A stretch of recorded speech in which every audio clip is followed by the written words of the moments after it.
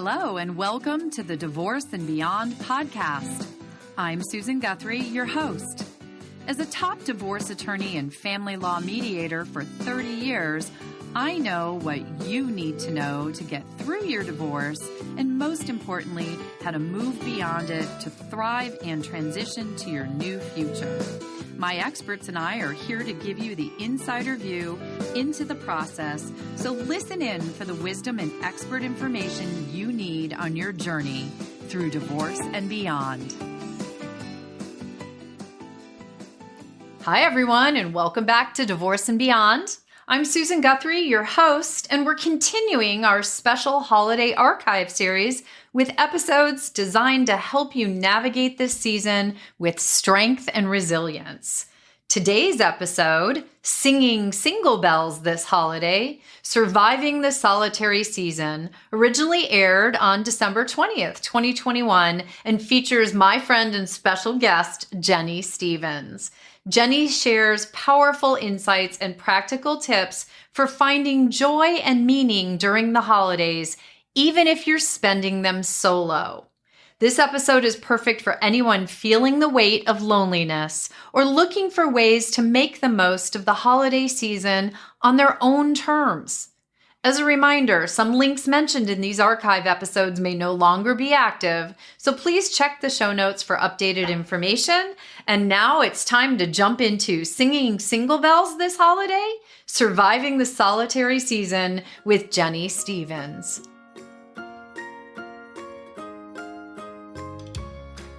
This week, we have, I guess, a little bit happier topic, definitely a happier topic, but also, I think, a difficult one. You and I were talking about wanting to create an episode around the holidays.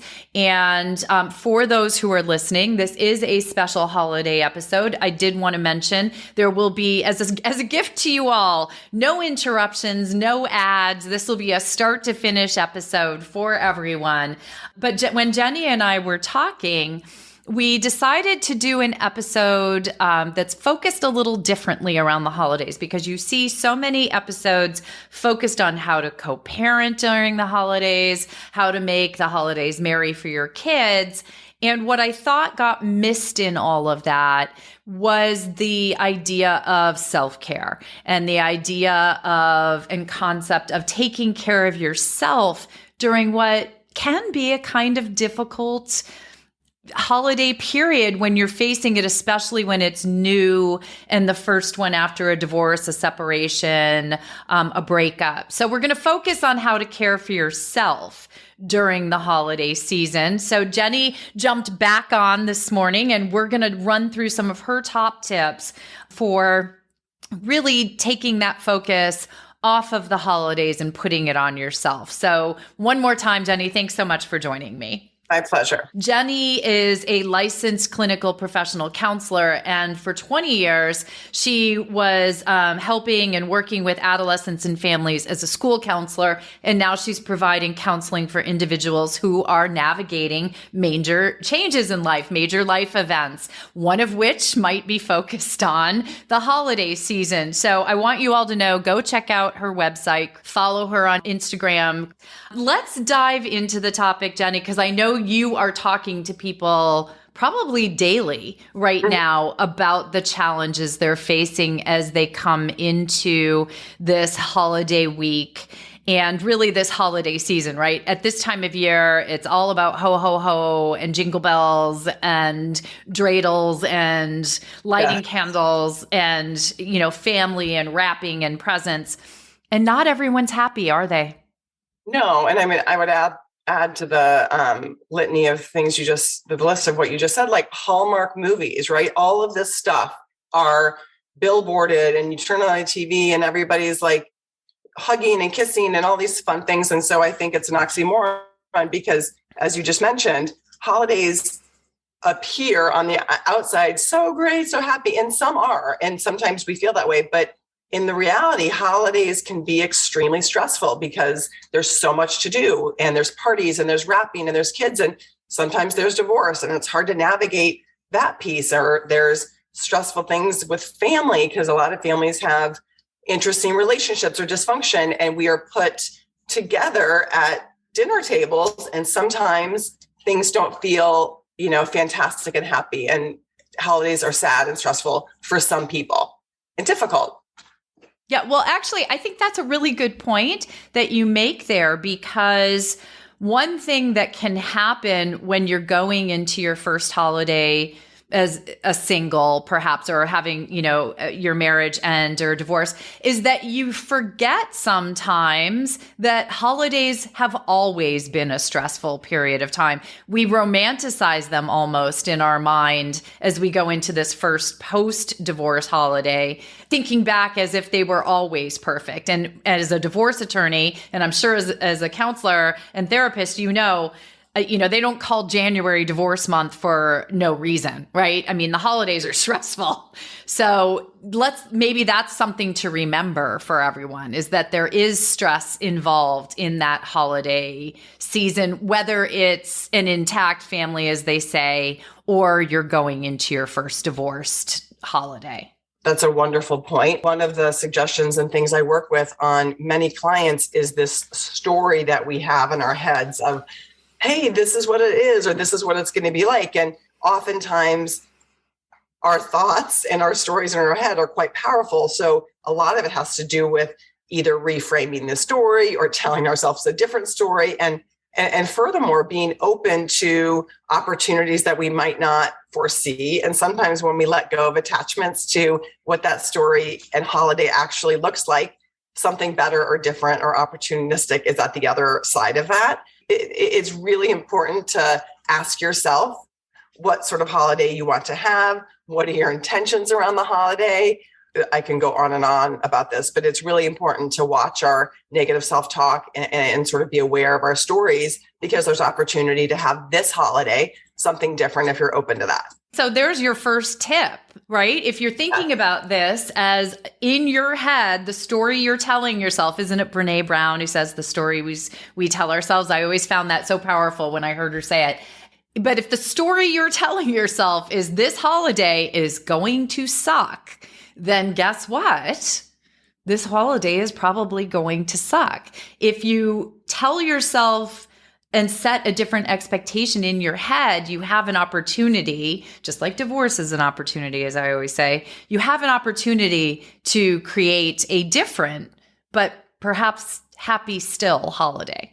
100%. And I have a coach myself, and her name's Stephanie Fort Lefevre. She's amazing. And she has a saying, which I hope that you can appreciate, is she says, we create from our dominant thought. And I'm sure many other people have said this as well, but what we think, see, and feel does happen. And I mean, I firmly believe it. So our thoughts are things. This is such a cheesy thing, but our thoughts are things, and things have wings. I teach my little kids that, and they go, Mom, you're being weird. It's an old saying that someone taught me 35 years ago. Our thoughts are things, and things have wings, which means that whatever we think about and create from our dominant thought actually happens.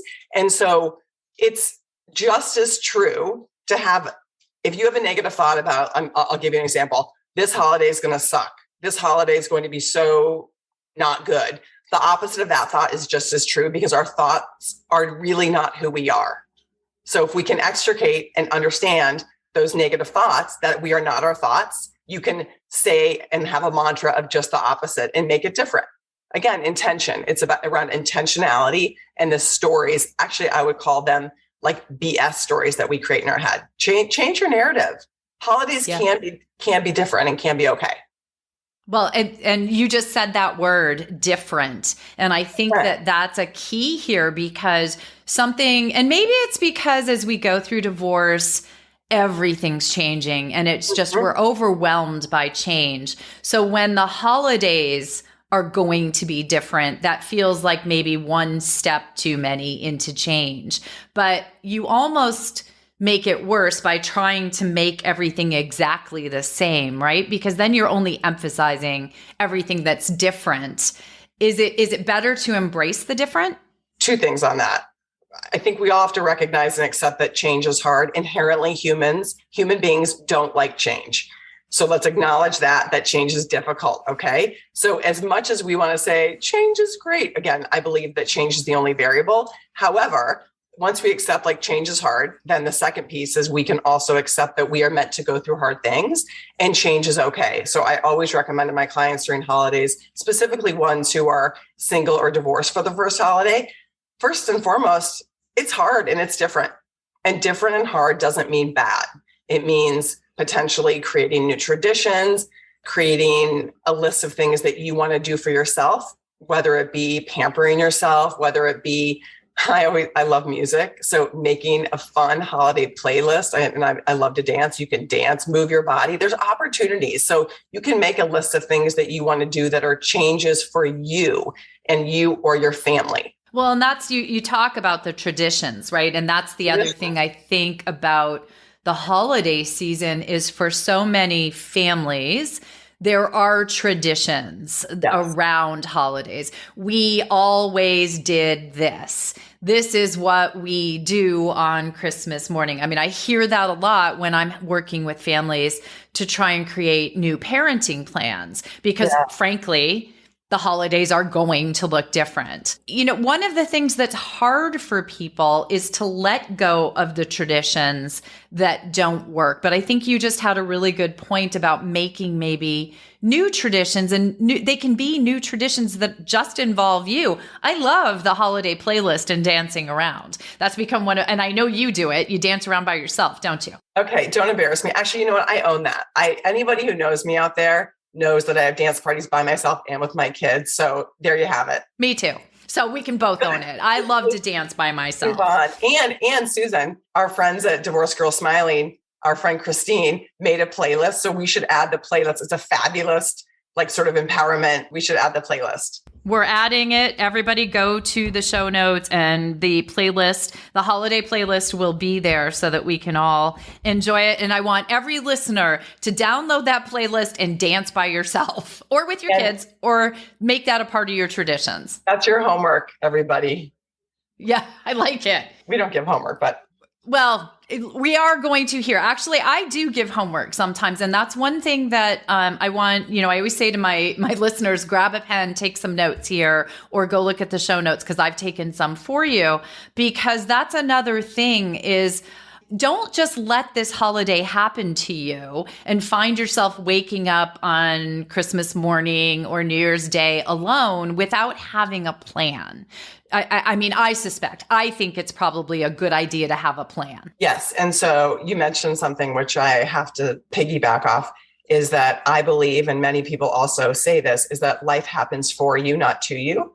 And again, that's just like, and I don't believe in accidents. And so life happens for you, not to you. And again, it's a shift from a victim versus an opportunity mindset. So I think that's really, really, really important. But making lists and even saying things out loud and having visuals of lists is super powerful. And make either a Christmas list, a new tradition list. My friend, my coach, Stephanie Fort, always says, like, make your happy list and safeguard your happiness. Make a happy list. And again, safeguard your happiness. And so like one of my mantras and one of my things is I create joy. I create joy and fun in all things I do. Because if something is not fun and joyful, I don't want to do it. And so I have a joy list and I have a fun list.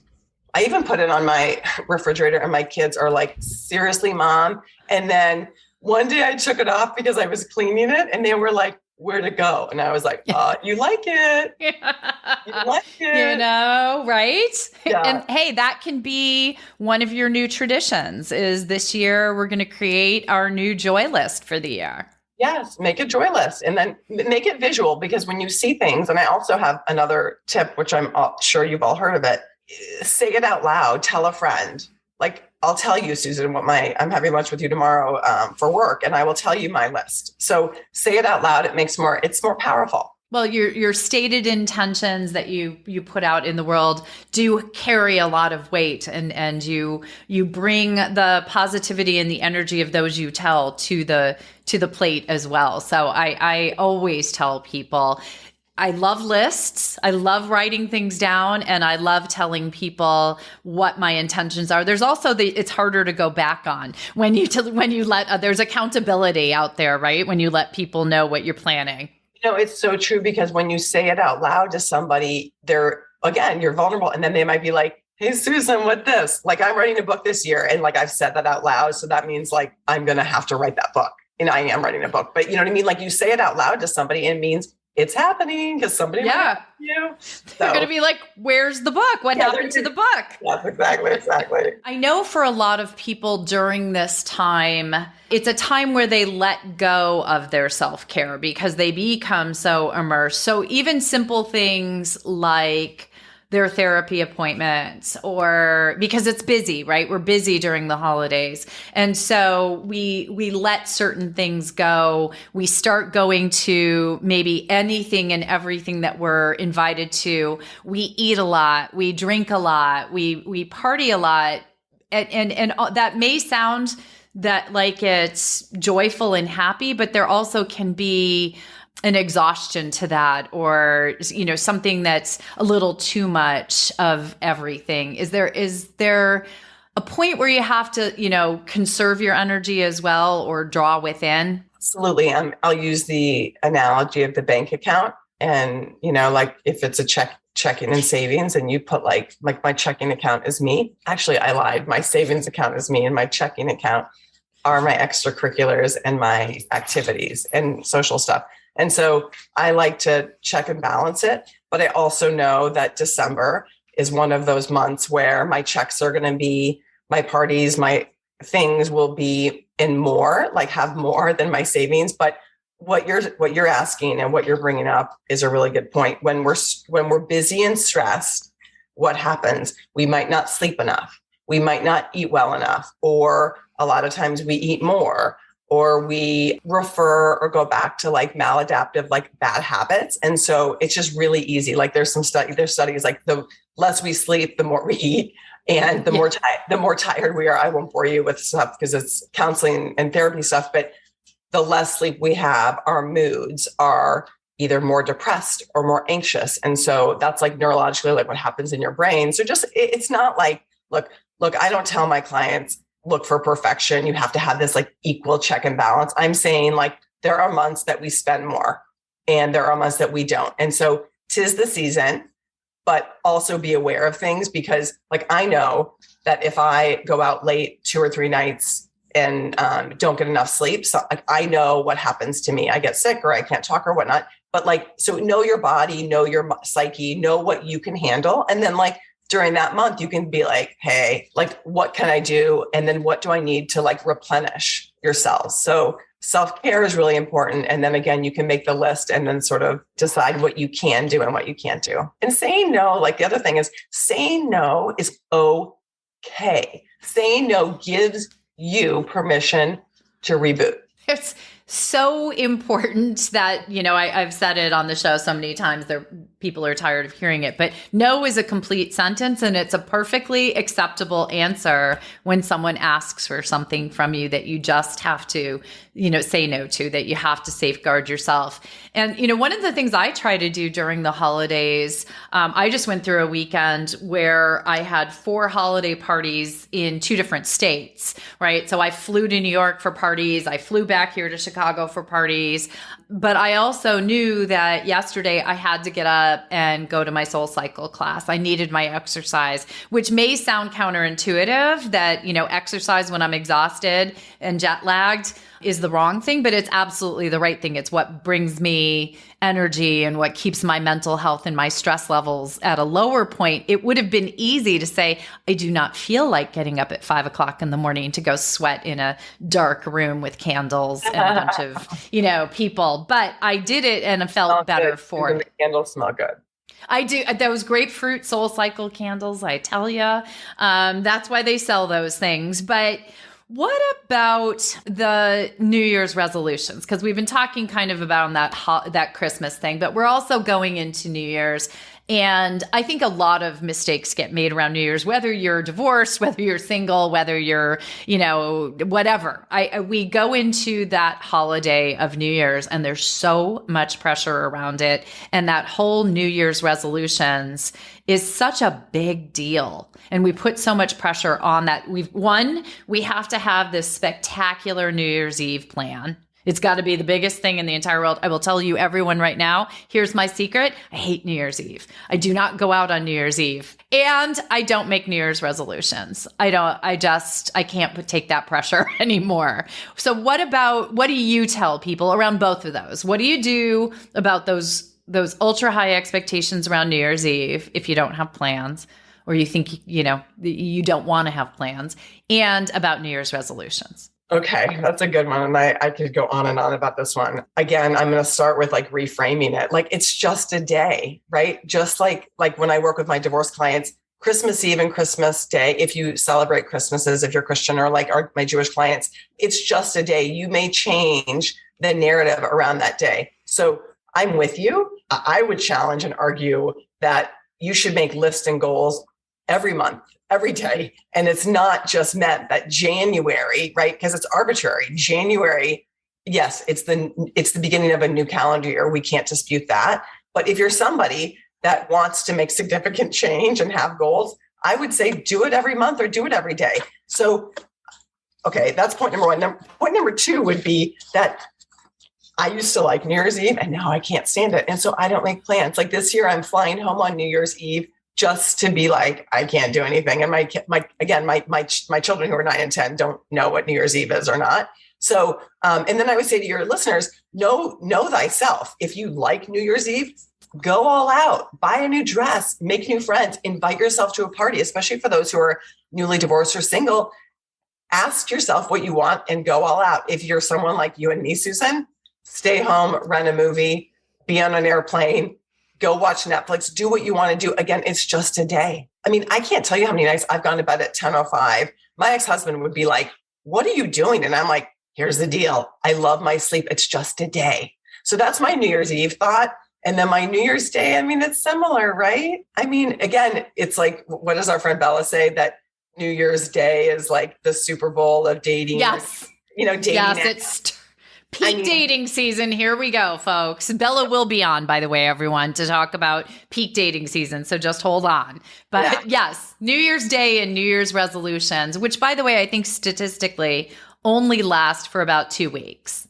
I heard 3. So you're exactly right. So 2 or 3, but guess what? It's like a lot of stuff with goals. Goals, you have to make them attainable. Number 2, reasonable. And then I would say get an accountability partner and have accountability around it. And don't I used to make like 30 things. I'm like, no, now that I'm older and much wiser, I might say to myself 2 or 3 things, but make them reasonable and make them doable. Because don't set yourself up for failure, guys. Don't do it. And then don't look for perfection. Yeah. You do 1 or 2 things next year, or like make, again, my coach would always like, make your big goal and then make like your 2 or 3 goal. Make a big goal that you want and then 2 or 3 and make them reasonable and make them doable, like attainable. Yeah. Well, and sometimes it's like have that big goal, but then break it down into bite-sized chunks so that you're meeting the mini goals as you go along. That's right. And again, but that speaks to accountability. Like, how are you going to break that goal down in smaller chunks? And then you divide them up every month. That's again, I won't bore you, but like, that's how success and goals and dreams are achieved, period. That's how, that's the difference between successful people and non-successful people, because successful people are action oriented and they do things. And I would argue, or I would also add to don't think about things too much. Like, make a list, have an action plan and execution. Because a lot of people, I want to do this. I want to fall in love. I want to buy a new house. I want to get a new job. But they think about it and they dream it and they don't execute it. So make a plan. Yeah. Sit down and get that piece of paper and, pen out and write this down. I do want to mention, for those who are listening who do want to do something on New Year's Eve, check in with the Divorced Over 40 group in your area. Go to divorcedover40.com. Though, that group has grown.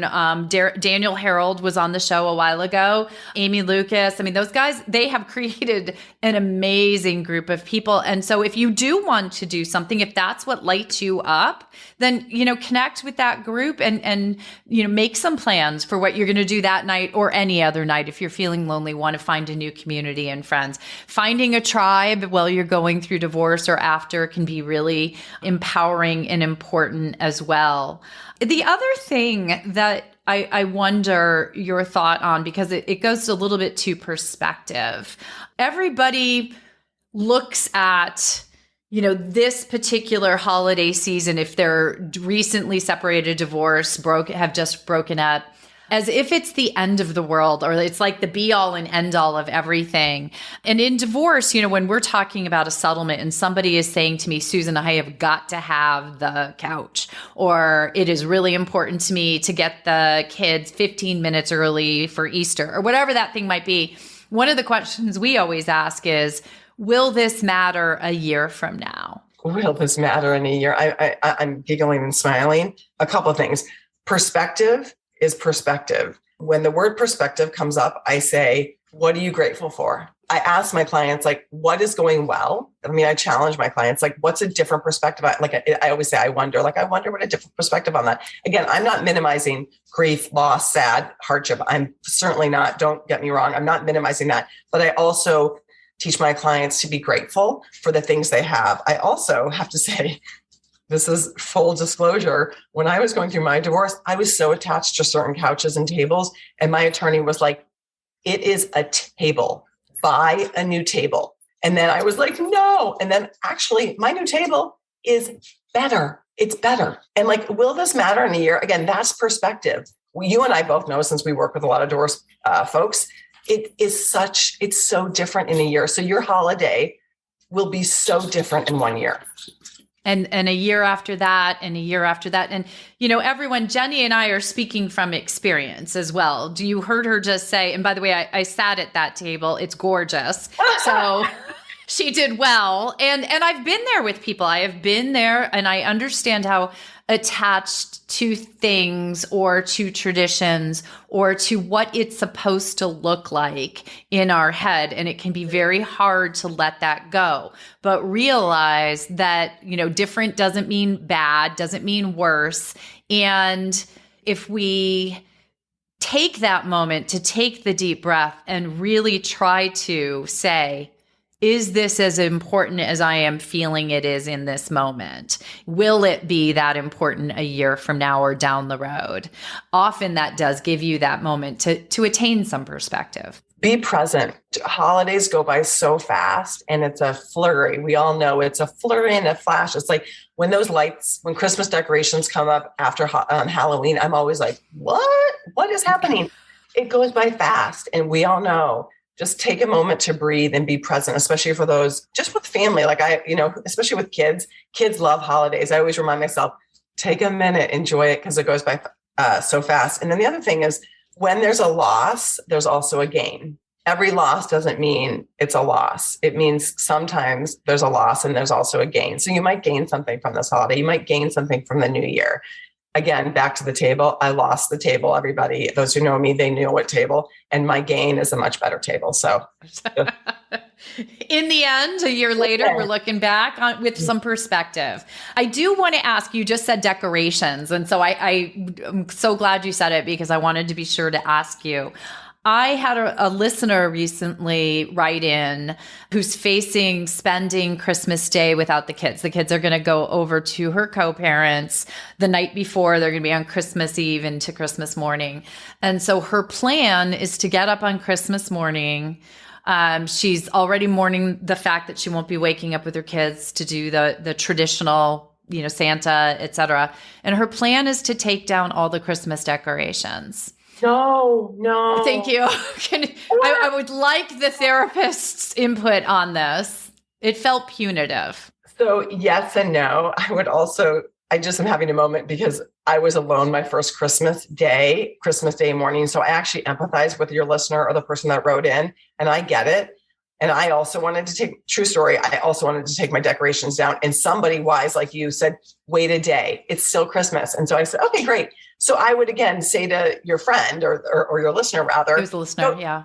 Take it down if you really want to. But if it's because you have a sob story or like oh my gosh, today is so awful, then I would counteract and be like, give it another day or two, because decorations in your house can feel good to somebody. But if it's like, I really have an alone day and I'm absorbing this amazing quiet day without my kids and I want to put it on my to-do list, fine.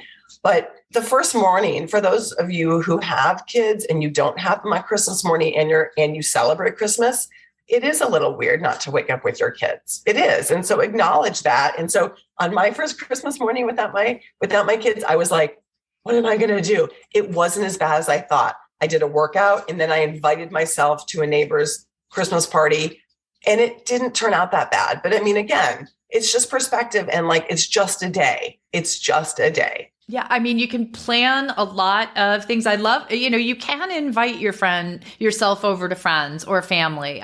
We have all done it. That's what friends and family are for. Let them know you're feeling a little alone that day, or that you're going to be alone. I think the other thing is, because other people have plans or doing what they do, we think that everybody has plans, but realize that, for those of you out there who have recently separated or divorced friends, think about inviting them over for lunch or for brunch or for dinner or for a couple of hours during the day. That's something that we all can do, because that's another thing. If you really need something to do on Christmas, help other people. Giving back.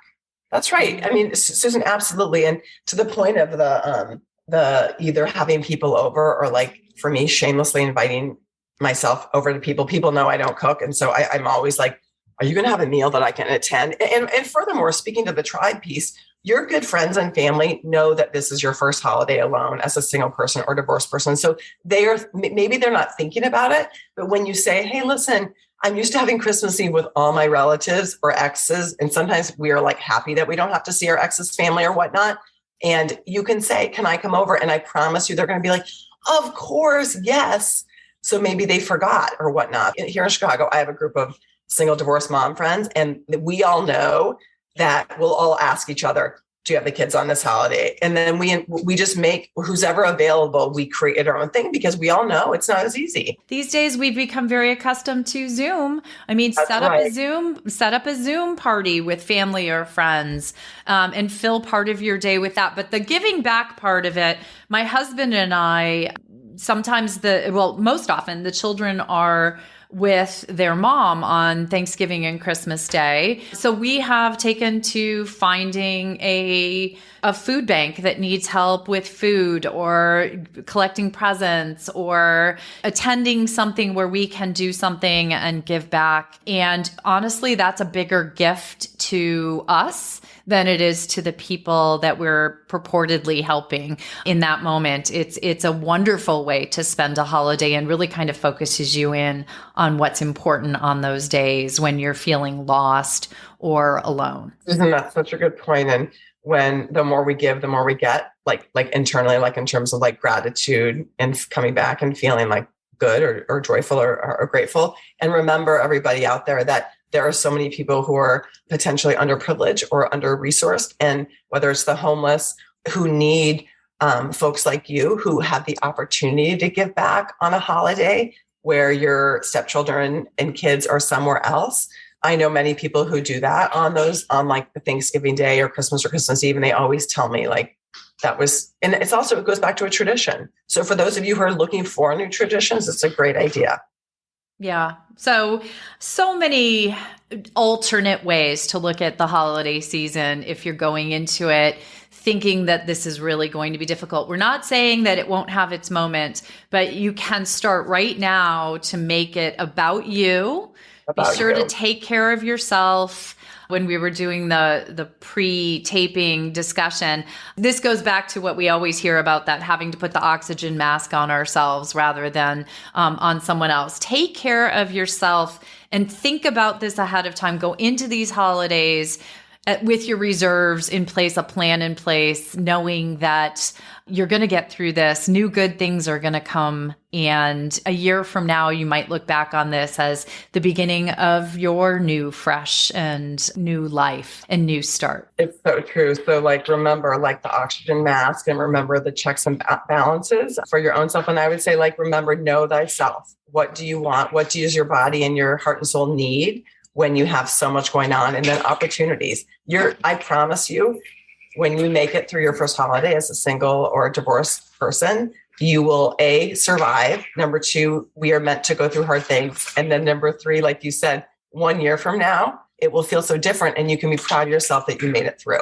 Well, we wish you, both Jenny and I, wish you a wonderful holiday season, a different one, but still wonderful in its own way. We wish you the strength and the courage to get through this time and take care of yourself and the wisdom to do that. Jenny, for people who would like to get in touch with you for more advice or for more support and help, what's the best way to do that? Thank you, Susan. My Instagram account at createchangeconsultants.com, and then my website, which is www.createchangeconsultants.com. Happy holidays, everybody. And you can do this. You can do this. Change your narrative. And in 1 year from now, it's going to feel different. So happy holidays to everybody. Happy holidays, everyone.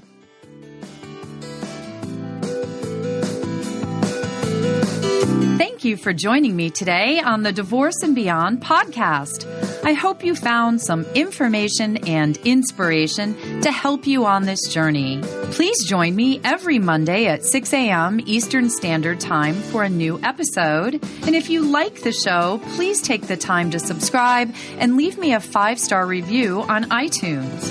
You can also find more information on the website at divorceandbeyondpod.com, where you'll find links to the YouTube channel, transcripts of the episodes, and other bonus content. So I'll see you next week to help you move through your divorce and beyond.